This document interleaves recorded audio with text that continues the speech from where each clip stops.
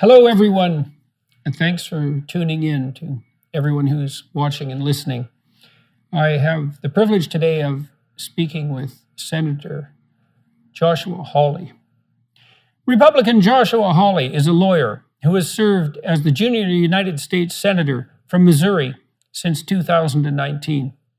From 2017 to 2019, Senator Hawley was the 42nd Attorney General of Missouri.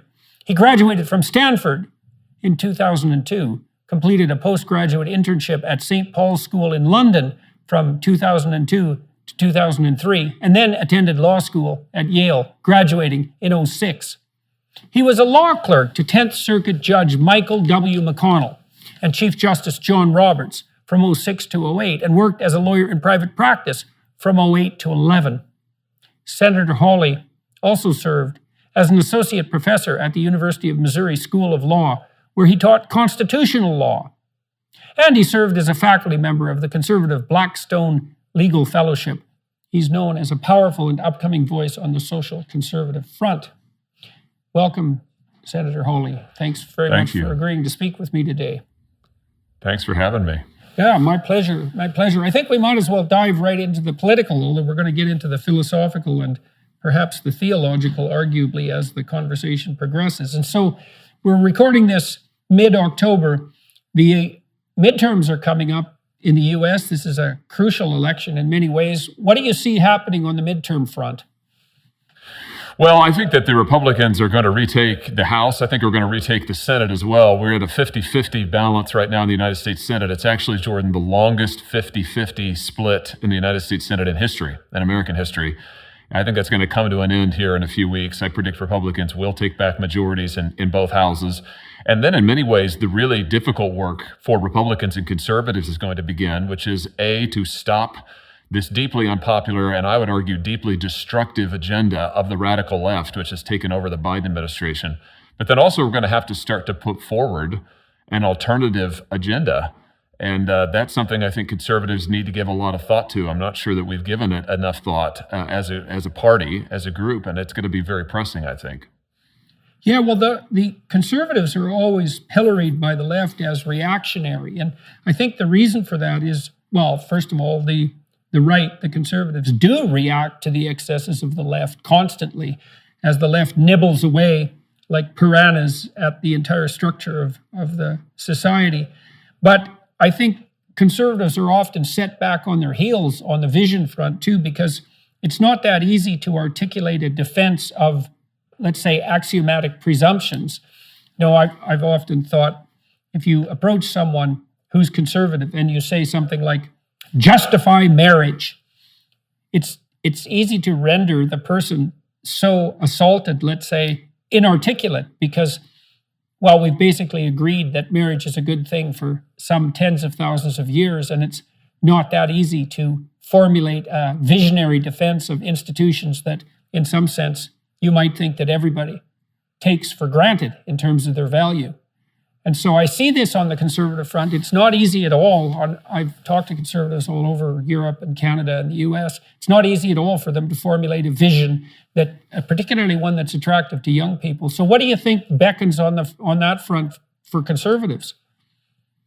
Well, I think that what we're seeing right now, what's at play in this election really is the sort of fundamental foundations of American culture. Jordan, I think what's driving American politics is culture and its society. And if you look at what the left is doing in our country, in the United States, the left is attacking the foundations of American culture and the foundations of American society. It's really a campaign of political nihilism. And what they're saying is that America is systemically unjust, systemically oppressive, systemically evil. And their whole effort is, and by the way, so is our free market system. It's systemically warped. And so their entire campaign really, and their message to the American people and to young people is that we need to bulldoze it and start all over. And they want to reconstruct our society in their image. Really, there's a very French revolutionary aspect to this. I mean, it really sounds a lot like the liberals, the so-called left of the French Revolution, which was a very similar project. I think today's liberals have embraced that big time. And I think what conservatives need to say is actually the foundations of American society are very strong. the dignity of the common person. That's what our country is built on, the dignity of the ordinary working man and woman. That still is the foundation of this country. The individual liberty, the idea that work has dignity, has worth, has value, that a family is something that is a great and noble pursuit in life, that as a man you can contribute to your society and make the world a better place, that as a man and woman together you can build a haven and a home. These very fundamental foundational things I really think is what our politics is about today. And the left has no longer believes those things. And I think that for conservatives, it's not just about we need to improve the economy, although we do, because the left is destroying the American economy, especially for working people. But it's really more fundamentally that we've got to preserve the foundations of our culture that allows people to thrive and flourish and find liberty.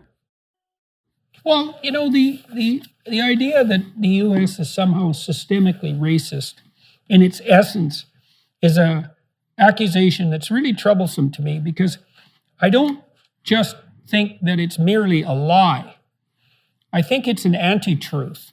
Like most lies are lies that are sort of like truth, but a little bit, they have the details are modified here and there so that people can get away with whatever they're lying about. But now and then you hear a lie so egregious that it couldn't be farther from the truth. And so what I find mysterious about all this is the credibility of the claim. So we could give the devil his due, and we could say every institutional structure ever generated by human beings has a corrupt element, and it's corrupted by, let's say, the desire for narcissistic power on behalf of the people who occupy the structure. And since time immemorial, it's been necessary for human beings to keep an eye on their institutions so they don't become entirely corrupt. But to point out that institutions can tend towards corruption, let's say, as a consequence of the inappropriate expression of power, is a very different thing than to say that the institutions themselves are built on something approximating exploitation. And then when I look at the Anglo-American tradition, let's say, which the U.S. firmly sits in the middle of, obviously, what I see is the manifestation of the only great society in human history that's been essentially anti-slavery. And so the spirit that produced, well, both Great Britain in its democratic manifestation, and then out of that, the United States, the spirit that's produced that and the autonomy that's part and parcel of that is exactly the spirit that's fought against the status quo of slavery, which is something approximating human universal. And so I find it so utterly preposterous that this insistence has been put forward that in its essence, the American enterprise is somehow racist and oppressive, even though it might be contaminated with that, as all systems are. So I don't understand why this has become so acceptable to people. Maybe you can expand on that. Well, I think that a couple of things. I mean, the first is that there's a big difference, and you're getting at it, between thinking of the founding of the United States, let's say, as in 1776, which is indeed when the country was founded with the Declaration of Independence, and 1619, which is what the American left now says with their infamous 1619 project. Why did they pick that date? Because that's the date that the slave trade began to be practiced at scale on the North American continent. So now, if you think that 1619 was the true founding of the United States, what you're saying is the country is founded on the principle of oppression. The country is founded on the idea of exploiting some people so that other people can get ahead. And that's what America is. Now, if you think that's what America is, most fundamentally, then you probably think that America needs to be fundamentally changed and reformed and overhauled from top to bottom. And that would explain the left's program, because that's what they're arguing for today. Well, but if that is America in its fundament, then why isn't there still slavery? Because look, this is the crucial issue here, because look, slavery isn't a mystery. The idea that might makes right, and that if I can compel you to do things that you wouldn't otherwise do using force, that's been a governing principle of many societies as far back as we can look in the past. And then recently, there's been some societies who have more or less managed to escape from that temptation, and certainly the Western democracies are first and foremost among those countries, and maybe the US and Great Britain first and foremost among those. And so if it's the case that the US was founded on the principle of enslavement, then why did slavery disappear? What's the explanation coming from the left for that? Yes, and I think, Jordan, that you've laid the finger on the problem with that worldview. I mean, I think that what they would probably say is that, well, you had a far-sighted vanguard that realized that the fundamental tenets of American society were terribly mistaken, and so in order to correct, in order to end the oppression, you have to then introduce something that is in many ways fundamentally anti-American. This is the point. If you think that America was founded in 1619, founded on oppression, then the only way to get rid of the oppression is to do something that is contrary to America's traditions. I would argue, by contrast, if you believe that the country was founded truly in 1776 upon the principle that all men and women are endowed with unalienable rights, in Jefferson's phrase, from their creator, well, then you have something quite different. And then we get to what you were just saying a moment ago. Then the story of American history becomes the story to realize that principle. And of course, in the face of injustice, certainly in the face of backsliding, if you like, but it's always pushing forward towards that principle. And that is in fact the truth, which is why did America eliminate slavery? That's why. Okay, so let's take that particular tack. So if slavery is wrong, which I think we can all agree is true, then we might have to ask ourselves, well, on what grounds do you make the claim that slavery is wrong? And your point with regards to the founding document, the Declaration of Independence, is that there is an axiom being put forth there that all human beings, men and women alike, regardless of race, have some intrinsic, inviolable worth that's associated with the fact that they're an image of the creative principle itself, the image of the creator itself. And so that's what's self-evident. And so it's the consequence of that self-evidence that the moral claim that slavery is in fact wrong can be put forth. And so that's where the impetus comes from. So if you're opposing that idea and you say, well, no, the US is based on an alternative anti-slavery principle, and that's generated by this vanguard, what's the basis for the derivation of the anti-slavery principle that hypothetically motivates the vanguard? Where did that come from? Because I think that's completely historically inaccurate. If you look carefully at the manner in which opposition to slavery made itself manifest, it appears to me that it's part and parcel of a much older biblical than British tradition. And that is the flowering of this idea, this strange idea that despite surface appearances, that might be differences in wealth and status, the difference between the aristocracy even and the commoners, human beings have an intrinsic dignity that's not to be trifled with, certainly not economically. And that's the spirit that manifested the rise of democracy in Great Britain, and also the spirit that animated the formation of the US. Now, I don't understand how you can lay out an alternative to that. So how do you think this is being managed on the left? Who is this vanguard? Is this Enlightenment rationalists or some damn thing? Because that's not going to fly.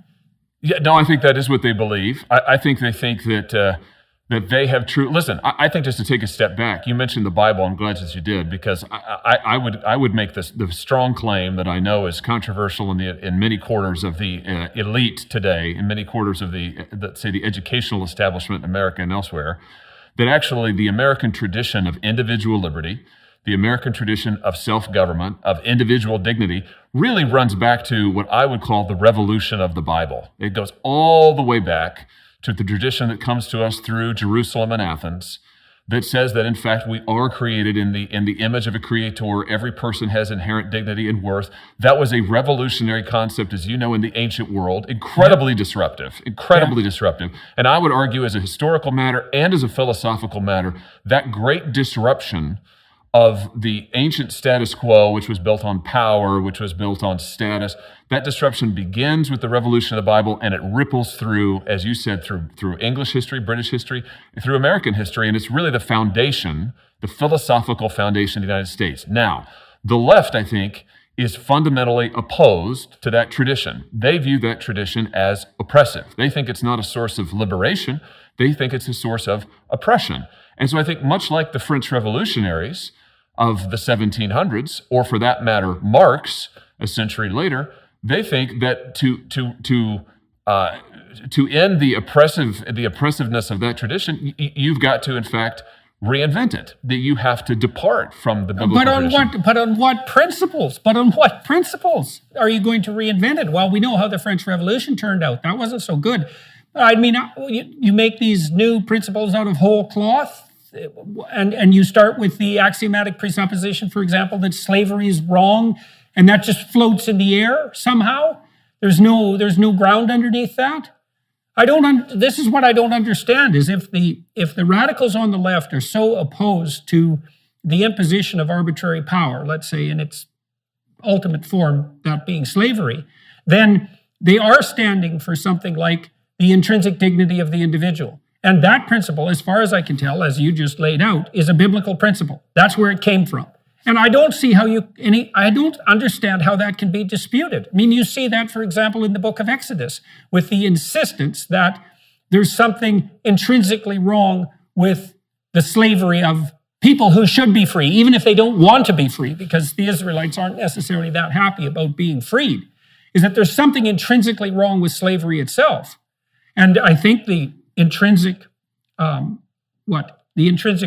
of slavery is something like violation of the principle of the intrinsic divine worth of each individual. And that is a biblical presupposition, obviously. So I still can't get a grip on why that would be opposed if the opposition that's being generated is in fact opposition to slavery itself. Why would you go after the spirit that freed the slaves? I don't get that. I think it's a good question, and I don't know that I have the answer since I don't hold to that worldview, but I think, Jordan, what it really comes down to is the left, whether we're talking about the left of the French Revolution or the left of today, and I do think that they share a fundamental animating spirit. I think the left sees any sort of authority higher than their own desires and their own will as fundamentally oppressive. So as soon as you mention the word God, that becomes a source of oppression. Oh, wait a minute. There's some higher standard than what I want to do with my life. There's some higher standard than my whims or passions. No. That's oppressive. I'm being oppressed. And so they almost see the individual as a self-sustaining, self-generating, self-originating entity. The problem with that is that if that's true, then on what basis are you going to claim that all individuals have equal dignity, that no one individual should oppress another, and that we should work together in a form of self-government and common liberty? I mean, it gets to the problem that you've been talking about. But I think it's the idea really of God, if we're coming right down to it. Oh, well, I was just thinking about the argument that could be laid forth on the conservative front with regards to a vision that might be attractive, let's say, to young people. Because one of the things that I've noticed on my tours, in particular, talking to young people about the meaning that can be derived from life that can sustain you through tragedy, is that that's not found in an atomistic, subjectively defined liberalism. And there's an interesting clinical element to this. So we know that thoughts that are associated with self-consciousness are statistically indistinguishable from experiences of negative emotion. So it's literally the case that the more you think about yourself, the more unhappy you are. Unhappy, anxious, grief-stricken, frustrated, disappointed, hurt. And so then you think, well, where do people find the meaning that helps them abide through tragedy and turn their attention away from themselves? And the answer is, well, we don't even have to introduce God into the picture at the moment. You say, well, you find a fair bit of that sustaining meaning through reciprocal relationships. You want to have an intimate relationship of some duration, or it's just a series of short-term, psychopathically narcissistic pit stops, which don't seem to do anyone any good. So you want to have an intimate relationship of some duration. You probably want to have a family, at least to have some contact with your parents and your siblings, and perhaps even children if you dare to do that. Likely you need some friends. You probably need something approximating a job or a career. You have to be nested inside a series of superordinate social structures in order to be a functioning individual at all. And so I think conservatives can offer a rejoinder to the liberals and say, you are assuming that individual autonomy is a higher good only because for centuries the individual was so ensconced in superordinate social community by default that you could just ignore that that existed. And now we can't do that anymore because people are so fractionated that they're abandoning, well, marriage, they're abandoning family, they're abandoning friendship, I suppose, in favor of its virtual alternative. And that's catastrophic. And I think young people know this. I agree with that. And I think that there's a message that young people want to hear, Jordan, which is that their lives can matter and that their sacrifices can matter, and that you find meaning in life not so much by what you gain, but by what you give up. It's not so much by what you accrue to yourself, but it's what you give away to other people. It's who you choose to serve, what you choose to spend your life on. And I think what modern liberalism tells people is demand your rights, demand entitlements, demand the fulfillment of your desires. What conservatives should be saying is, go and find somebody to serve. Go and find something greater than yourself to be part of. Go and give your life to something. And as you do, you'll find that you are able to make the world around you a better place. And you don't do that by again, accruing things to yourself. You don't do that by piling up more rights. You do that by giving yourself away, in a sense, which is, I think, a very fundamental truth that every husband knows, every father knows.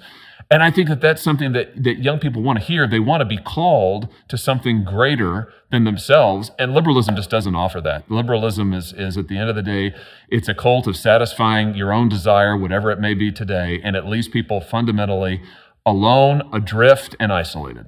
Well, that what you mentioned, that it satisfies the liberal ethos, satisfies what you want today or what you want at this moment. And that also makes it shallow in a non-sustainable way, because I think that if you treat yourself properly, which might be part of a more mature liberal ethos, let's say, then you're not a prisoner of each momentary whim.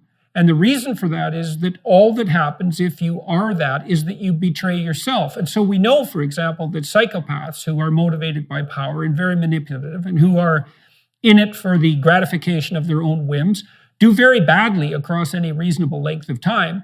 They're completely incapable of learning from experience, technically. And what that means is they constantly betray themselves. And so if you're pursuing an impulse of hedonism, then to hell with you tomorrow, fundamentally, and next week and next year, you continue to do things that are pleasurable or escapist in the moment, but all it does is drive you downhill across time, because you should treat yourself as a community that extends across time. And so, and I do think that young people are cottoning on to this in a major way, and it is something that conservatives can lay out in great detail. And this idea about giving, even if you do want the best for yourself in some higher sense, let's say, yourself across time, it's clearly the case that the most effective way to achieve that is to be unbelievably useful and generous to other people. Because there are a lot of other people. And so if you're interacting with them in a manner that is, let's say, self-sacrificing in a reciprocal manner and generous, then they're going to want to interact with you. And so if you interact with 1,000 people in your life and you're generous to all of them and they reciprocate, then you're the beneficiary of 1,000 acts of generosity, 1,000 continual sets of acts of generosity. How can that not be a better approach than trying to maximize your momentary whim, let's say? I think that's exactly right. And I think that today, in our contemporary culture in the United States, at least, Jordan, today, because of the rise of technology, big tech, social media, the problem is not that young people feel that they can't, that they're too enmeshed in community, that there are too many people who care about them. It's not that they feel smothered, it's that they feel totally isolated. because they're losing face-to-face contact with friends. They're losing meaningful relationships. I mean, they feel isolated. They feel alone. They feel alienated. And we know this is true because if you look at the statistics, what people tell pollsters in terms of the feeling of isolation, what we see from treatment of depression, what we see from suicide in the United States, suicide rates in the United States among, unfortunately, all demographics, but particularly young people, particularly young men, are rising to levels that we haven't seen in the country really ever. And this should tell us that there's something that is fundamentally amiss with the sort of culture of self-gratification that liberalism has on offer, that people want more than that. They sense that there is more to life than that. They want to be connected with something greater than themselves.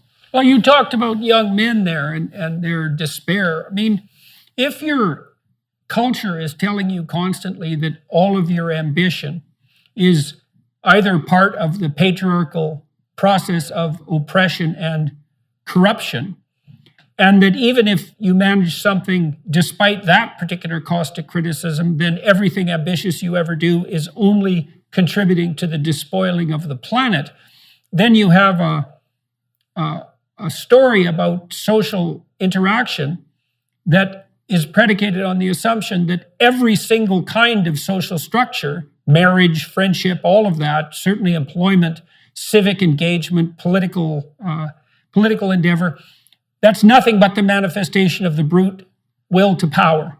It's no wonder that would make you cynical, especially if you're actually ethical, because you might think, well, I don't want to be corrupt and I don't want to be a corrupt despoiler, so I just won't do anything. And then, well, then of course you don't do anything, and all you do under those circumstances is suffer. And it's so corrosive and acidic, that critique. Again, you could say, well, when relationships deteriorate, they deteriorate in the direction of narcissistic expression of power.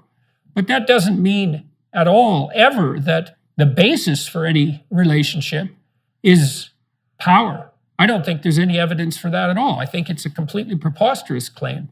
And my worry is that what the modern left leaves us with, Jordan, is really nothing more than the narcissistic expression of power. My worry is that as the left's program has come to take root, as they've attacked these cultural institutions like the family, like the church, like even the local neighborhood, as they have attacked the very idea of finding your life in sacrifice and service to others, what are we left with? We're left with whoever has the most options and the most power is the most free. What are we left with? We're left with a new hierarchy in the United States, which is if you have an advanced degree and can earn a lot of money, then you are the best and you have the most choices in life and you are the most valuable member of society. If you're not, if you are not somebody who wants to go get a four-year college degree, if you don't earn a lot of money, then you're somehow less than, you're lesser. So what we end up with is a hierarchy of elitism, a hierarchy of educational attainment, a hierarchy of status. And this, I would argue, is what happens when you take away the idea that every individual has fundamental worth and dignity, that every individual is created in the image of God, and that every individual finds his or her ultimate purpose and meaning in serving others. And so my concern is that even as the left attacks American tradition and cultural institutions as being oppressive, what they actually give us through their campaign of cultural nihilism is a form of hierarchy and elitism, and of course also expanding government control, government supervision, government surveillance. You know, as people abandon their subsidiary social organizations, so you abandon your long-term marital commitment, you abandon your decision to have children, you abandon your willingness to engage in reciprocal friendships, you don't shoulder your civic duty, you isolate yourself in your job and your career. All of that responsibility that you undertake is then vacuumed up by people who will use it for the purposes of their own power.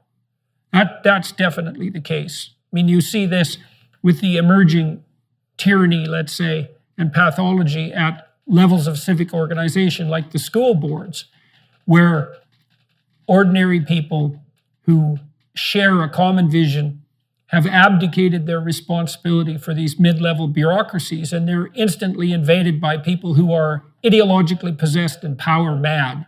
And so another useful message for young people is that if you don't take on the responsibility that's commensurate with a properly integrated life, then tyrants will take all that responsibility from you and use it in the name of the maintenance of oppressive power. You have atomized individuals and a centralized state. That's all that'll be left. Exactly. And by the way, that's a historical pattern. We saw that pattern with the French Revolution, right? I mean, in the name of liberty, fraternity, equality, what did we end up with? We ended up with the terror, which was managed by just a very few people, and then you ended up ultimately with Napoleon. I mean, you talk about an oppressive dictatorship that happens when you take away those institutions that actually gather together individuals, that pool, if you like, individual sovereignty, and that act as a way in which the individual expresses himself or herself. You know, the other thing I would say about modern America, Jordan, is this, is that if you believe, like the left says, that modern American society is systemically corrupt and oppressive and all the rest, the question becomes, well, who's going to remake it? And the left's answer is the government. The government's going to remake it. You know, the government is going to use the power of the state, which is the power of coercion, to fundamentally change this society. And I just argue to you, that's what Joe Biden has been doing. If you want to know why the Biden administration is putting their diversity, inclusion, and equity agenda into every nook and cranny of the federal government, that's why. If you want to know why they're turning the FBI loose on parents who complain at school board meetings, that's why. They are willing to use and eager to use the power of the state to try and change what they believe is the oppressive nature of American society. And the danger of that, the coerciveness of that, I think is hugely, hugely alarming. Why do you think that a remedial vision has been lacking so intensely on the conservative side? And then, so that's question number one. And question number two, do you see a reactionary danger emerging on the side of the reactionary right? Yeah, I think that yes, on the second question, yes. I mean, I think that what we have to be careful of is you've got the left that wants to really, in a sense, burn it all down, metaphorically speaking. Although for some of the riots that we saw in for instance, 2020, it's not metaphorical at all. I mean, they really are willing to torch buildings and storm government centers and assault cops and so on. But you've got this spirit of nihilism on the left, and I think it is the danger on the right is we mustn't react with a concomitant spirit of nihilism ourselves, where we say, yeah, that's right, it's all corrupt, it's all it's all worthless, we've got to completely start over. No. What we want to say is, what we should be saying is, no, America actually, the foundations of this country is fundamentally good, it's fundamentally sound. Does there need to be reform? Yeah, of course there does. I mean, it's the Burkean point, right? A society without the means of change is without the means of its conservation and its preservation. So yeah, there's corruption that needs to be addressed. There are reforms that need to be made. I would argue we're seeing in the Biden administration deep corruption in many levels of our government, but the foundations of our system, our Constitution, our philosophical beliefs, going back to the foundations of the biblical tradition, those are not only sound, those are the things that make America America. And I think for conservatives, our vision has to be centered around preserving those and returning those to their rightful place. And so it's not a campaign of nihilism. It's a campaign of building up. It's a campaign of saying that, listen, we Americans are proud of thinking that we're the greatest country in the history of the world. I think that. And if you believe that, then you've got to put forward an agenda that's about returning and strengthening the foundations of America's strength. And I think that's what conservatives should be for. We've got to resist the siren song of saying, yeah, we'll join the left and just burn it all down. That, I think, is dangerous. This is one of the things that has been perturbing me about and we could talk again about the midterms and maybe about the 2024 presidential election. What I see happening on the right, on the Trump side in particular, and it's quite shocking to me in some sense, is that the narrative seems to be that the institutions are so corrupt that even the democratic process itself can no longer be trusted. And the problem I see on that front is that it does, first of all, plays against the Trump brand, as far as I can tell, because Trump was the guy who didn't have things stolen from him and who came out victorious, even if he was confronted by tyranny itself. He can deal with people like Kim Jong-un and Vladimir Putin, no problem. And so for him to claim that the country was pulled out from underneath him seems to me to be off-brand. But even more dangerous is that it leads to this kind of corrosive cynicism about the fundamental utility of institutions in the United States. And that does play into the hands of the radicals, whether they are right or left wing. And so I would like you to comment about that. And because it seems to me the Republican Party, in some sense, is tearing itself apart over the election issue, and then I would also like your opinion about why there is a swing towards the Republicans in this midterm, and who is at the forefront of that swing. Yeah, let me start with the first. I think that as I talk to conservative voters, I represent the state of Missouri, as you said at the beginning, and as I talk to folks at home, the thing that concerns me most, and where I think the spirit we have to guard against, is when people say, I am so upset and I am so distraught over what's happening in our country, I just don't think it's worth it anymore. I don't think that what I do anymore matters. I don't think my vote matters anymore. I just don't think it matters. And so I just am willing to give up. That, I think, is a very alarming and ultimately, of course, self-fulfilling attitude, and one I think we've got to combat against. And what I always say is listen, that this is a democracy. I mean, at the end of the day, let me put it to you this way. Theodore Roosevelt, who is one of my boyhood heroes, Theodore Roosevelt once said that in America, we're not ruled over by other people. In America, every man and woman is a sovereign, and so we have the responsibilities that a sovereign would have. There is something that is extremely dignifying about that, and also very true. And I think that in this moment of turmoil in the United States, what we have to say, and conservatives especially has to say, is this is a time for we, the American people, to stand up and to take seriously our responsibilities as the sovereigns of this nation. We've got to make decisions and act and engage in a way that is going to be for the benefit of the country, that's going to work toward a future that we want to see. So it's got to be pro-engagement, not disengagement. It's got to be toward reforming our institutions, not destroying them. And by the way, I don't think conservative voters, I listen to my voters at home, you don't hear that. They're not the ones who are saying, oh, this country's corrupt. They don't believe that. They think the country's good. They think the country's badly led. And they're right about that. But the solution to that is not to say, we give up, we withdraw. The solution to that is to press in and to say, we're going to make change. We're going to engage in the democratic process. We're going to go forward. And I think that that's key. The second thing about the midterms, I was struck, Jordan, recently. I read something by a Democratic pollster, a guy who's a really sharp guy, and his name is David Shore. And I'm sure he would not like me praising him because it's probably terrible for his reputation. But he's a liberal. Let's be very clear about this, a political liberal. But he's a very smart analyst, worked for President Obama, former President Obama.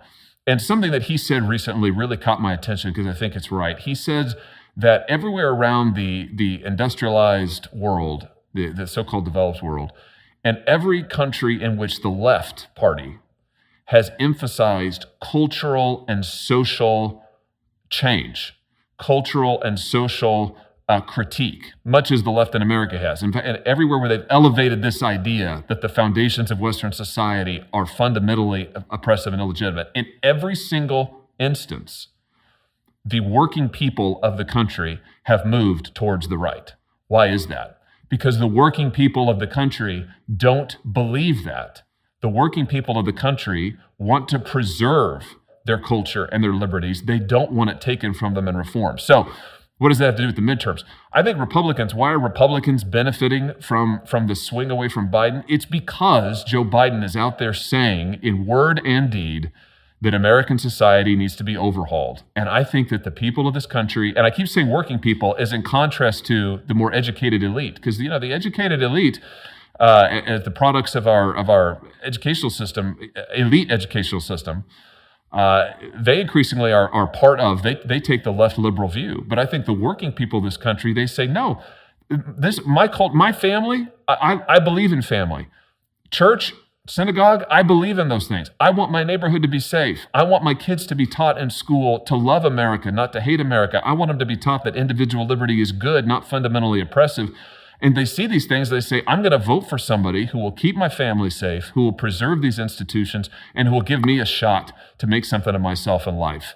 And I think if the Republicans in this country can open their eyes and understand that's why voters are coming to them, then we can begin to craft an agenda that responds to that. If they think that voters are coming to them for just about any other reason, I think they're not paying attention. Yeah, well, you're seeing this swing to a more conservative ethos in all sorts of places all at the same time. It's happened in Italy. It looks like it's going to happen in France. It happened in Sweden, of all places. And now with the flip in the midterms, it looks like it's happening in the US. And so this is an opportunity for conservatives to put forward an alternative vision, and one that seems to be focused on responsibility strikes me as the right rejoinder to the left's constant clamoring about rights. Because the thing is, rights are always obtained at the expense of someone else in some sense if you only concentrate on rights, because every person's rights is the collective's responsibility, let's say, or each individual's responsibility. And the other issue that you brought up is something like the dignity of work and service. And if it's all about your rights and not about your responsibility, and the meaning in your life is actually attendant on the responsibility, then all that clamoring for rights just makes your life devoid of any purposeful meaning. And that strikes me as highly probable, given that most purpose is equivalent in some sense to self-sacrifice. To have a purpose is to go do something, right? Not just to sit around and wait in some sense for some kind of instantaneous trivial gratification, but to strive forward for something worth attaining. And that is always in the domain of responsibility.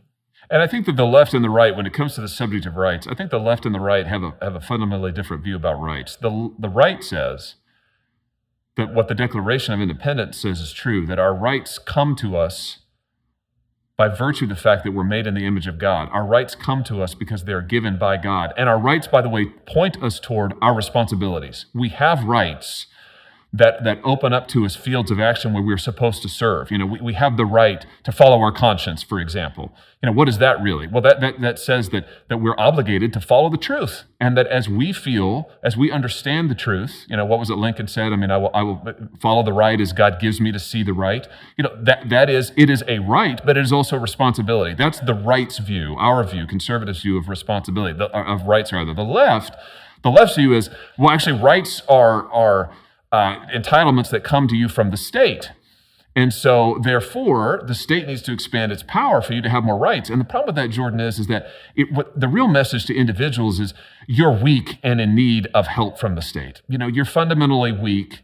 The state needs to help you by giving you all of these things, by taking care of you, by giving you these rights. The conservative message needs to be, you're not weak. You are strong. You have the capacity in yourself to do something, to change the world, to contribute to society. And let's get up and do it. Let's go do something together. Let's get up there and actually give ourselves to a cause greater than ourselves. I think you look at that difference, it's a very fundamental one, and it results in a very different program for America. Do you want to strengthen people to go dive into their responsibilities, to shoulder more responsibility, to be able to do more on their own? Or do you want government to take care of them while government, by the way, fundamentally reforms society? Yeah, well, I suppose it depends on whether or not you think that people are victims or citizens. And if they're victims, then they have to have their oppression remediated, and it would require a central authority to manage that. And of course, that should be the alarm bell right there. So why in the world are you going to trust a centralizing authority when you have every reason not to?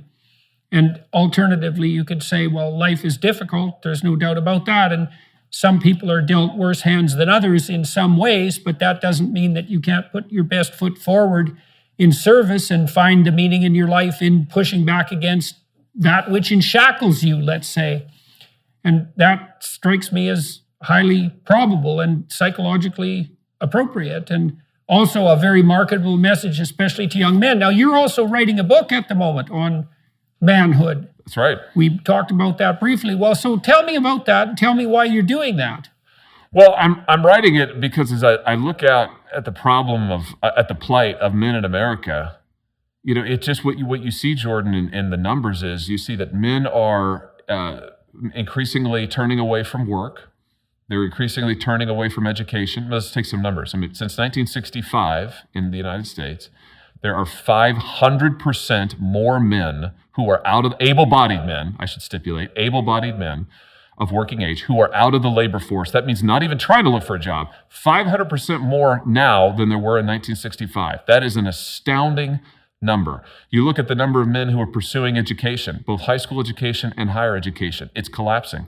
Right now in the United States, it is 60-40 female to male enrollment in colleges. That's great. That's great for women. But for men... Well, it's great for women unless they're looking for a man, in which case it's not so great. A marriageable partner. That's right. I've heard recent statistics suggesting that when the ratio of men to women goes lower than 65-35, women to men lower than 65-35, the women stop going to college too. Wow. Well, we may soon find out because the trend line is down for male participation. You look at male suicide rates, you look at male drug abuse. All of these things would suggest that there is a pathology or series of pathologies that is afflicting men in the United States, and maybe particularly young men in the United States. And I think this is one of the biggest challenges that we face as a society. So I wanted to think about that. I wanted to do my part to try and say something constructive about it. And I think, Jordan, one of the big things is that I think men don't often have a vision anymore for their lives as to what their lives could be. And they're told, and you referenced it a minute ago, they're told incessantly from the time that they are in grade school that they are part of the problem. And that if they try to go out and be a contributor to society, if they go out and try to exert any kind of leadership in any field or endeavor, that they contribute to the patriarchy, that they contribute to the climate disaster, as the so-called climate disaster, as you said earlier, that they contribute to the systemic injustices of America. This is the constant message to men. And I think that that's fundamentally untrue. And we should be saying something to men that's very different. We should be saying to them that this country needs you, that your families need you, that your neighborhoods need you, that you can make the world a better place, and you were born to do that. And so what I try to do in the book is I try to go back all the way back to the very beginning, back to the Bible, back to Genesis, and say, what does that begin to open up for us, this very foundational story? What does it open up for us about what a man is supposed to be? And if you look at the book of Genesis and what God calls Adam to do, he calls Adam to work with him to help finish the world, to help perfect the world and bring it into perfection. And not to get too deep into the details here, but, if you look at Genesis 1 and 2, what the Garden of Eden really is in many ways is it is a temple. And it's a temple where God dwells, and Adam is there, and Eve too, cooperating, working with God. That's the symbolism of it. What is supposed to happen? Adam is supposed to work with God to make the rest of the world a temple, to expand the garden, if you like, to make the world beautiful, to make the world what it could be, to bring the world further into perfection, and to work with God to do that. Now that I would suggest to you, that's a pretty high calling. That suggests that, wow, a man can really make a difference in life, that a man has a high calling in life. That's a vision you could give yourself to and sacrifice for. When I've been going around the world doing these talks, I think I've done 60 since January, something like that, in different cities all around the United States and Canada and Europe.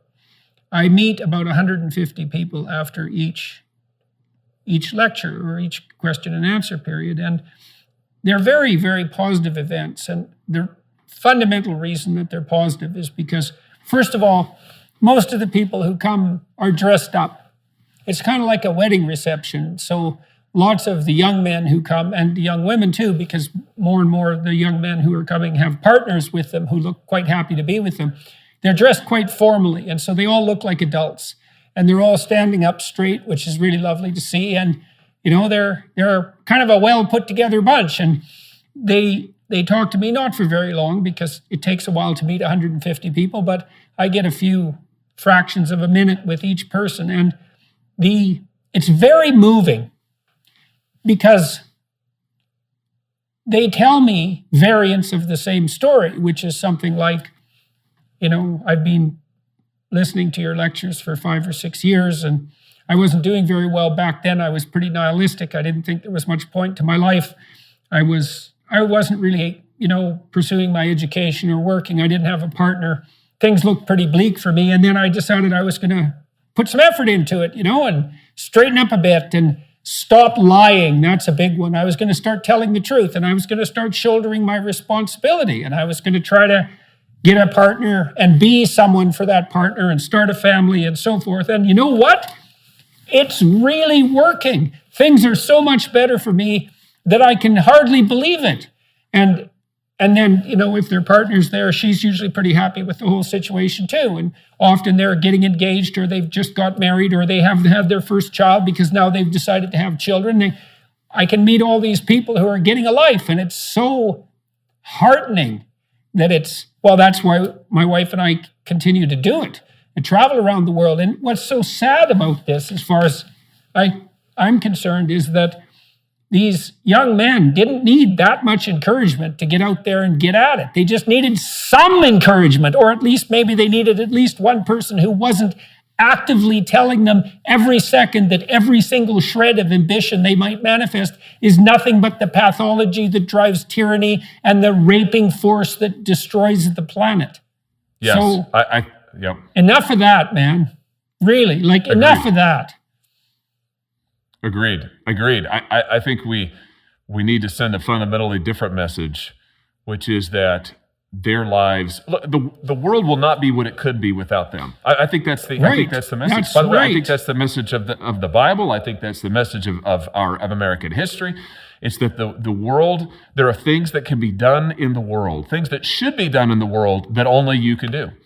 And that if you don't do them, they won't happen. And the world and the people around it, your family, your spouse, your children, they will be impoverished if you don't shoulder the responsibility that you can shoulder. That's a high vision. That's a high calling. By the way, that's true of our country. Our country will be less if you don't take on the obligations of citizenship. This country can be greater. It can be more with you as part of it. And it won't be what it could be without you. We need you. And I think that is the message men need to hear. Yeah, well, I think that's true, is that to the degree that each person is unique, and each person is unique to a great degree, then each person has something to bring into the world that only they could bring into it. And that's literally the case. And I do believe that that's part and parcel of the idea that human beings are made in the image of God. God is presented in the biblical corpus as the fundamental creative force of reality itself. And that's echoed inside of us. And so if we don't bring forth what is within us, then there's a lack in the structure of reality, and that lack produces undue pain and misery and suffering. And so it is the case that each person needs to shoulder the responsibility for improving the garden, you might say, as you pointed out earlier, or working towards the perfectibility of existence itself. And that's a heavy load for each person to bear too, because it turns out that it isn't true that nothing you do matters. What's true is that everything you do matters a lot more than you think, and you should get the hell at it now, because or else, in some sense. The other thing we know as a consequence of having blundered our way through the entire 20th century is that when people do abdicate their responsibility en masse, which is what you saw in, Nazi Germany, what you saw in totalitarian Soviet Union and in Mao's China, that things turn into hell very, very rapidly. Yeah, that's right. And this goes back to a point that you've made, Jordan, that I think is exactly right, and I think is just deeply true, is that we can either be moving the world to be more like what it should be. We can make it a little bit more like heaven, or we can make it more like hell. And we're going to do one or the other.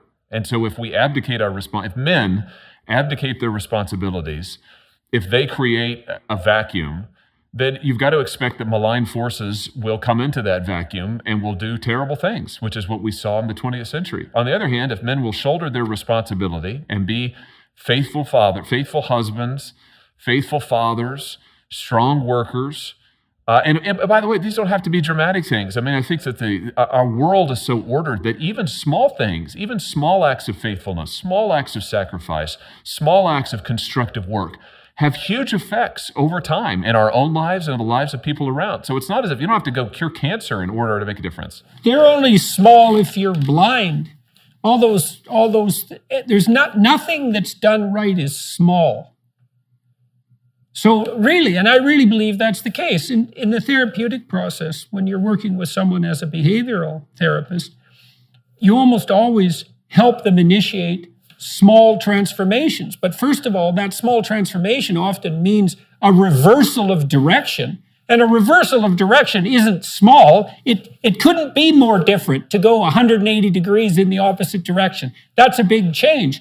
And just because you start small doesn't mean you end up going slow, especially if the consequence is that with each victory you accrue in the new direction, the next step is more likely to occur and in a larger manner. You get that power law starting to kick in so that you don't improve linearly, you improve exponentially once you start moving forward. And so I think the smallness of right action is only a consequence of a kind of an inappropriate perspective that assumes that the local and daily is minimally important when there's no evidence for that at all. I mean, you can think about this way to some degree. The most intense relationships that you're going to have in your life are local. The relationship you have with your wife and with your child. And you might think, well, that's only my child. It's not every child in the world. It's only my wife. It's not every woman in the world. But that local focus has an intensity that is truly indicative of its significance, I would say. And so that's another reason why conservatives can help people put the local back in a superordinate position. It's like, it isn't only that your family matters. It's that your family matters more than anything else. And that's appropriate. It's not that you're abdicating your social responsibility that way, as you're manifesting your true social responsibility through your intense engagement with the local. And that might mean you're a dishwasher, so you get the hell out of bed and you show up to work 15 minutes early so the restaurant can run properly. And that's not trivial. And if you think it's trivial, it's because there's something wrong with your attitude, not because it's trivial in and of itself. And I think that that presenting men with a vision, again, young men in particular, with a vision that says that, even those things, getting to work early, doing something kind for somebody, being faithful to your partner, those things can literally change the fabric of the universe. You're working on the fabric of the world and doing these things, and you are making the world more of what it could be. That's a high calling. It's a noble calling. And I just think that kind of vision, the leftist rhetoric, I think suppresses and destroys that sort of vision, and it therefore suppresses and destroys a healthy ambition. And instead what it substitutes is a desire just to fulfill momentary pleasure, to indulge momentary whims. And I think that's what you see unfortunately, a lot of young men doing. And there's one other aspect to this, Jordan, that gets to more of a policy issue that I think conservatives in a political sense need to address. In this country, in the United States, a lot of men who don't have an advanced college degree or a four-year college degree, their economic prospects in terms of the kind of job that they can get, in terms of their ability to support a family, are severely diminished and have been getting worse over decades. Conservatives, if they're going to call men to responsibility, and we should, if they're going to say that we need you, we've also at the same time got to say we need to have a society and an economy that provides you with productive work on which you can sustain a family, that there is a legitimate shot for you to go out there, get a job, get married, have a family, and sustain them if you will work hard and apply yourself. And conservatives need to be about crafting that kind of an economy. And I worry, Jordan, that part of what's happened in the last 30 and 40 years is we've increasingly had an economy that's in the United States has become hyper-globalized, that works for a small set of people. It's the people who have advanced degrees in certain sectors, and does not work for the vast majority of the rest of the population, and does not work for a lot of working class men. And that's tied up with this. And I think conservatives have got to open their eyes and say, we've got to go out and say, we need a society and an economy that is going to be able to support work, support a family. And you can't be pro-family unless you're pro an economy where you can actually support a family. Mm-hmm. Yeah, well, it's a form of regulatory capture by the intellectual elite. That's right. That's right. And also, the globalist agenda, which is really an elite project. It's a project of people who don't believe in nations, who don't believe in the local community, who don't believe in local traditions. What they believe is they think that their values, which they share with other educated elite around the country, around the world rather, that those ought to be what structures the world. Those ought to be what structures the economy. They pursued this agenda of hyperglobalism that has in the United States resulted in shipping working class jobs overseas, shutting down jobs that were good paying jobs in small towns like the one that I grew up in. And it has really decimated not just the economic fortunes of many, many men and women too, but it has also badly damaged the social fabric of this country. And so part of what I think conservatives in America need to do is we need to say, listen, we're going to be for an agenda that is unapologetically pro-American worker, unapologetically pro-work, and unapologetically for the kind of work that you can support a family on. And we've got to make some changes in order to do that. And what kind of changes do you think might need to be made at the political level in order, let's say that the goal was to foster a working man's commitment to his family and to his job and to the advancement of his career, let's say, through that job. What sort of transformations of policy do you think might be helpful at the level of detail to facilitate that kind of vision? Yeah, I think the first thing is we've got to be able to give that man some prospect that if he actually will if he'll get a job, if he'll commit himself to work, if he'll show up, as you said, and he'll invest himself, that he'll be able to support himself and to advance. In order to do that, Jordan, we've got to get jobs back into the United States of America where we actually produce things and make things, where a guy who does not have a college degree, and listen, only 35% of Americans have a 4-year college degree or more. Right, and a decreasing percentage of men are going to have that as well. That is correct. And so, you're looking at almost 70%, let's say, of men. I think it's more than 70% of the workforce does not have a 4-year college degree. We have to have an economy where a man can get a good paying job. So how do we do that? We have to bring production back to the United States. Jordan, we've got to produce things here. We've got to grow things here. Let me give you an example. The average salary of a manufacturing type job in the United States, of a production type job, a year or two ago was $22.50 was the average hourly wage, $22.50. In retail, the average hourly wage is like $13. In services, it's slightly higher, but not much. The point is that manufacturing jobs, production jobs, historically pay better. You could support a family on those. They have but they drive research and development, by the way. They drive the services industry. And what's happened in this country is I think and conservatives, unfortunately, Republicans have been part of this problem, big part of it. We've had a stupid economic policy that for 30 and 40 years or longer has said, we're willing to see jobs go overseas to places like China. We are willing to trade away our manufacturing and our production of all kinds, whether we're talking about precision tooling or whether we're talking about advanced farming. We're willing to see those things go away in order to get more cheap stuff from overseas and in order to build up a services and Wall Street driven economy. I think that has been a fundamental mistake, and conservatives need to change it. And you asked about how do we do it? One of the things we've got to do is we have got to set a tariff policy and a trade policy that actually works for America. And I think that works for American workers and is geared, Jordan, towards bringing back and fostering good paying production jobs in this country. So that is a different way of thinking than most Republicans in the United States have thought for the last 30 or 40 years, where they've been very pro-globalization. And I think that it's hard to be pro-globalization and pro-family, pro-worker at the same time. Tell me more about the book that you're writing and what you're hoping to accomplish with regards to your communication to men. And why are you writing a book and instead of concentrating, let's say, or in addition to concentrating on the political issues?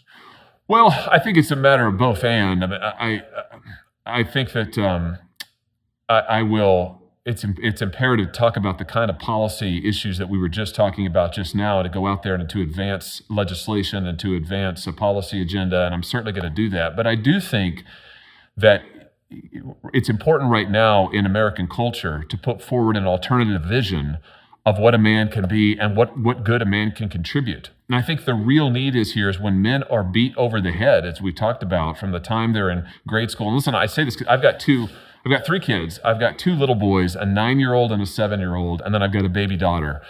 And as the father of the parent of school-age kids and school-age boys, I pay a lot of attention now to what my kids are taught in school and to what other kids are taught in school. And of course, I hear it from parents who I represent all the time. So I think in this cultural milieu where you have the left in control of many of the cultural institutions, the media, much of the entertainment industry, increasingly the corporate suites, the head offices, the relentless message to men is that you're a problem. Male ambition is bad. And I think that conservatives need to present an alternative vision. And I think that we need to show men what a different kind of vision for manhood could look like. And that's really what the book is about, is trying to do that.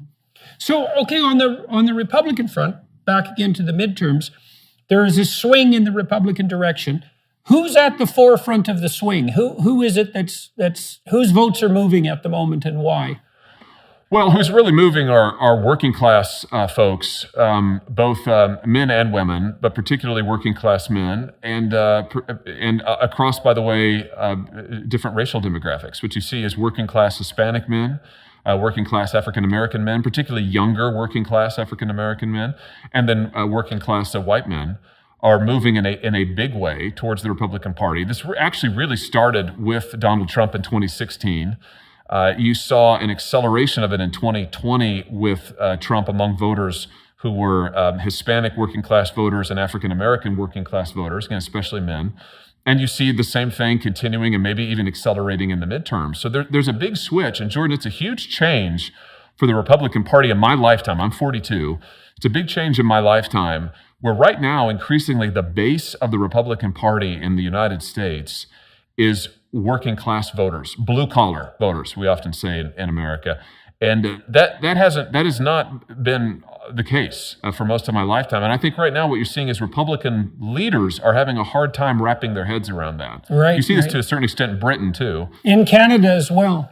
That's interesting. Yeah, well, a lot of the groundswell of support for the new conservative leader here, Pierre Poilievre, who's likely to be the next prime minister, God willing, is that there's been a big swing by younger working class people to the Conservative Party. And that's certainly something, that's always been a big business party in Canada. This is definitely a new thing. And so, yeah, as you said, it's happening in the UK and the US as well. It's so interesting, because hypothetically, the left stands for the oppressed and the voiceless. And yet you see a migration of working class people to the Republican Party, especially young men, which sort of belies the idea that the left historically, at least insofar as it had its roots in the labor movement, I think was sporadically, at least, a genuine voice for the labor movement. But the fact that all the working class people are stampeding over to the conservative side seems to indicate in some fundamental sense that the left has lost the plot. Yeah, I think in the United States, certainly the left, Jordan, if you just look at their voting returns, the Democrat Party today is increasingly the party of the extremely well-educated and the upper class in this country. I mean, it's just a fact. You can just go look at the exit polls, and you see that increasingly the base of that party are folks who have at least 4-year degrees or advanced degrees, folks who make above working class wages, up middle class, and really upper middle class. That is the base now of the Democrat Party. And this gets back to the cultural stuff. That segment, and it's an increasingly narrow segment of American society, they tend to buy into all of the leftist stuff about how systemically unjust America is. What you have is the vast swath of the American public that says that's not true, and particularly working people say, no. That is not true. And by the way, if you destroy the family and if you destroy the community and you destroy the local church and the local synagogue, you're going to destroy all of my opportunities in life. And if you keep shipping my jobs overseas, you're going to destroy my economic opportunity in life. And I think that is the new sort of center of the Republican Party, needs to be the Republican Party in the United States. But the real challenge for us, Jordan, is wrapping our heads around that and getting a set of policies that responds to the reality of where voters are. And you mentioned big business a second ago. My own view is that the Republican Party, particularly in the last 20 years, has been too enthralled to big business. Big business is in many ways an increasingly malign force in America. Listen, I'm a free market guy. I'm a capitalist. I believe in robust competition, but I don't really believe in monopoly. In fact, I don't believe in monopoly at all. And I believe increasingly many of these businesses in the United States, huge multinational corporations, they have monopoly status. They're also woke, and so they're pushing an agenda of economic control and an agenda of social control at the same time. Republicans, I think, need to go out and say no to both of those things. Mm-hmm. Yeah, well, that's a very fascist combination: economic control and social political control at the same time. And so, what do you think's driven the emergence of these larger scale collusionary monopolies? Well, I think a couple of things. Part of it is the economic program of hyperglobalism. I mean, I think that these companies, let's take just the social media companies in the United States, for example, companies like Facebook, or now I guess they want us to call them Meta, I think is an absurd name. But they feel the need. They're based in the United States, but they're multinational corporations. They say that they've got to become absolutely gargantuan and huge in order to compete on a global scale. So the globalization helps drive massive scale. I mean, just gigantic. So they get to be huge. They get to be multinational in size. And then many of these companies in the United States have had special deals with the United States government. And when it comes to the social media companies, the social media companies benefit from special exemptions under American law that no other company does. And so we treat them differently. They've been given special exemptions that are worth billions to them, Jordan, a year since the 1990s. So this combination of government favoritism along with globalization, I think, has led to increasing monopolization. And that's not been good for anybody. It's been bad for competition. It's been bad for innovation. It's been bad for Americans as consumers, but maybe worst of all, it's been bad for them as producers. Mm-hmm. Mm-hmm. So that's an interesting platform for conservatives and revolutionary in some sense to concentrate on the local again, to concentrate on the working class, to be concerned about the development of fascistic monopolies at the higher end. It's an interesting, when I talk to Poilievre, or watched Poilievre's campaigning in Canada, it's so interesting watching his rallies because they look to me like working class rallies that were characteristic of the labor movement in the 1970s. It's the same people attending, and I think it is this concentration on the local that is driving that rather than concentration on big business, let's say. And so that is an opportunity for conservatives in the US to capture that massive base of 70%, you said, who are fundamentally working class in orientation by actually serving their needs properly.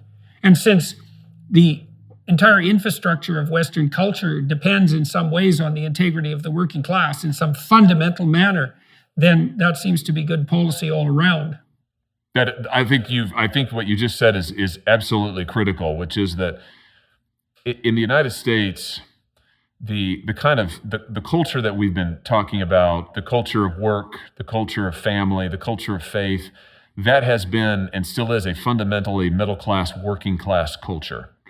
And so what you've seen is that as the middle class and working class in this country has become economically weaker in these last few decades, as they have become culturally weaker, they've also become, in some sense, politically weaker, and the left has capitalized on that. And I think part of what Republicans and conservatives need to be saying is we want to make all Americans, but especially working Americans, stronger. We want to make their voices stronger. We want to make their life prospects stronger. We want to make their institutions stronger, their families stronger, their neighborhoods stronger. We need to be a party and a movement that says we are for the strength of the working people of this country. We're for, because they're the foundation of this country, and we're for strengthening the fundamentals of America. I think that is a hopeful, forward-looking, affirmative agenda that can be built out and should be built out in a number of different ways. And that's my view. What are your hopes for the Republican Party as we move out of 2022 in the midterms towards the 2024 presidential election? If you had a best case scenario for what the Republican Party does in the next 2 years, what would that look like? Well, I hope that what we'll do is, in Congress at least, which is where I'll be serving, I hope that we will be putting forward an alternative agenda that will be along the lines that we've just discussed. I hope that we'll come forward and we'll say, we want to give you more control over your kids' education. You ought to be able, for instance, to know what your kids are being taught. You ought to be able to have a say in that. You ought to be able to have control over your kids' curriculum. We want to give you more control and more opportunity economically. We want to bring back good paying jobs to this country. We want to strengthen the family. We want to reward you for having kids, not punish you for having kids. I propose a Jordan legislation that would give parents, working parents, a massive tax cut if they stay together and have kids. And I think what we ought to be saying is, it's not just that we shouldn't be penalizing you for being married. We ought to be rewarding you. If you get married and having a family, you are contributing to society. You ought to get the benefit of that. We should be explicitly rewarding that and strengthening families, strengthening marriage, strengthening kids. So I hope that we'll put forward an agenda that's focused on that. As an alternative, Joe Biden, of course, is going to be president for the next 2 years. We need to not just be stopping what he's doing, although in my view, that's very important, but we need to be putting forward an alternative that fundamentally contrasts with the campaign of nihilism that he and the left are attempting to foster. So I hope that's what we'll do. And I think if we do that, we'll go into 2024 and we'll be able to offer the country two fundamentally different visions. What do you think is going to happen on the leadership front? I don't know the answer to that. Listen, if I had to predict, I would say Donald Trump is giving every indication that he will run again, and I think that he'll be the nominee. I mean, I haven't asked him directly if he's going to run, but I think he is, Jordan. I mean, he's said it publicly. I'd be very surprised at this point if he didn't. So I think that he will be the nominee, and I hope that if he is the nominee, that he will put forward an agenda that will be focused on the best of what he did as president. And I think the best of what he did as president was he focused on bringing back American jobs. He focused on trying to strengthen the economic conditions of the working class and the middle class. And he tried to defend American culture. Those are good things. I hope that he will put forward a positive agenda that will do that and will seek to move the country forward to a position of strength. And, we'll see. I mean, we'll see what... Who do you see as potential contenders against Trump in the primaries? Do you think DeSantis will throw his hat in the ring?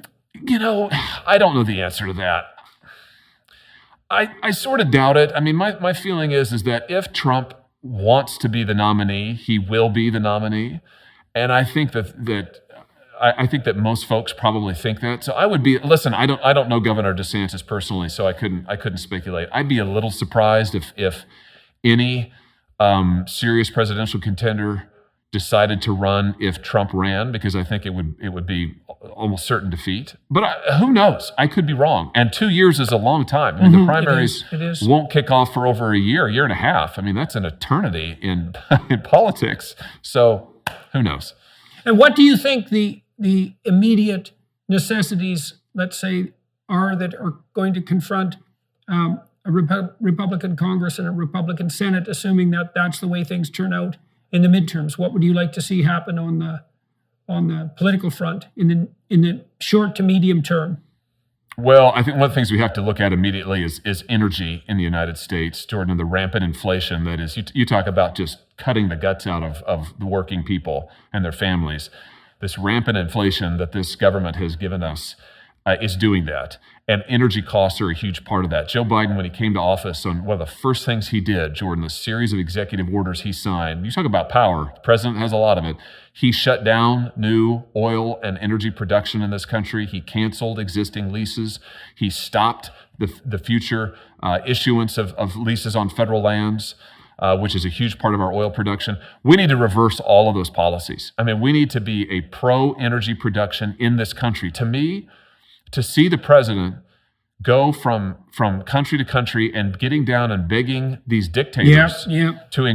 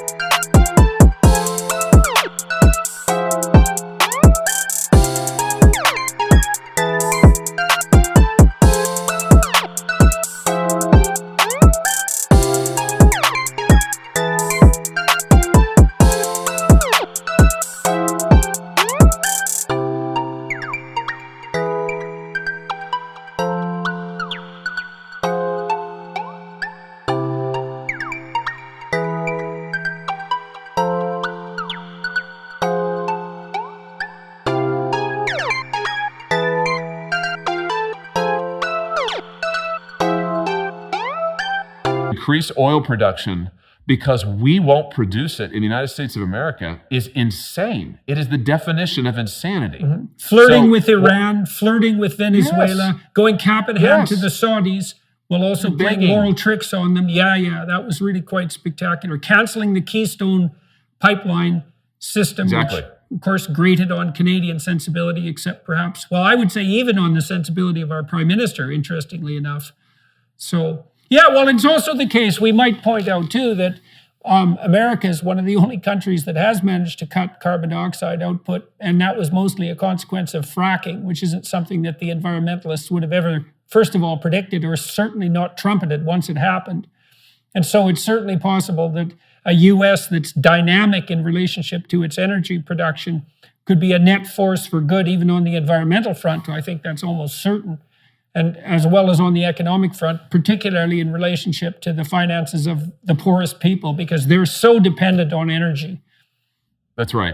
And I just don't know two things about that. The first thing is, I don't know why you would want countries, dictatorships like Saudi Arabia and Venezuela and others, to be reaping the benefit of the billions and probably eventually trillions of dollars of energy production that we are foregoing and have it benefiting their dictatorships. I also don't know why you'd want countries that, to your point, don't have the same environmental standards, have lower environmental standards than the United States have. Why should they be the ones who are producing all the world's energy? But finally, why shouldn't American workers? This energy agenda, Biden's climate agenda, is a deeply anti-worker agenda.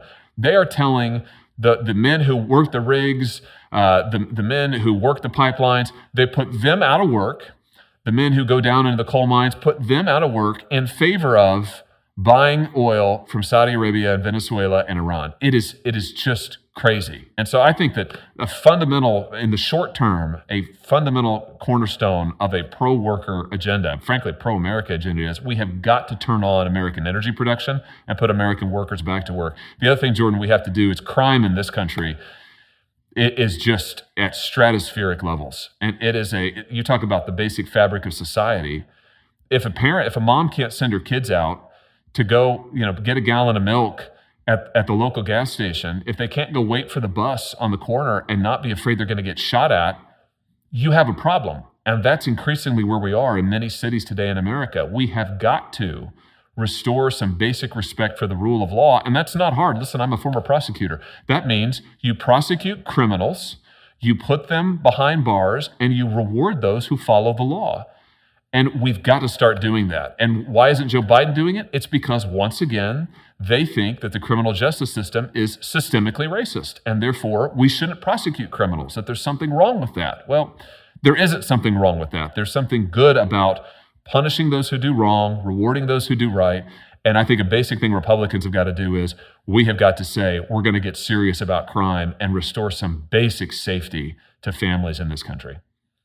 Well, that seems like a salutary point to end our discussion. Is there anything else that you wanted to bring to the attention of people who are watching and listening? When is your book coming out, by the way? It'll be out next spring. It'll be out in the spring of 2023. And I'm really excited about it. It's just been a great privilege for me to get to work on this topic and to get to talk to so many men and young men. And I look forward to getting to do that more and more. Well, good. Maybe we can have another podcast when your book comes out. I look forward to that. Yeah, it'd be good to talk maybe jointly with someone like Warren Farrell and dive deep into that particular set of issues. So, well, thank you very much for talking with me today. I hope we continue to stay in touch. I'll be in touch with you on some of the other issues that we discussed, and appreciate very much your candor and your willingness to talk to me today. And everyone who's watching and listening, your attention is always appreciated. And I hope you found today's discussion useful and maybe even optimistic and hopeful, at least on the American front. It'd be lovely to see the U.S. thrive mightily over the next few years, especially on the energy front in a world that's increasingly in dire straits because of utterly foolish and preposterous energy policies. And so you may have done a bad job in the United States, but you haven't done as terrible a job as most countries have. So that's something. Hello, everyone.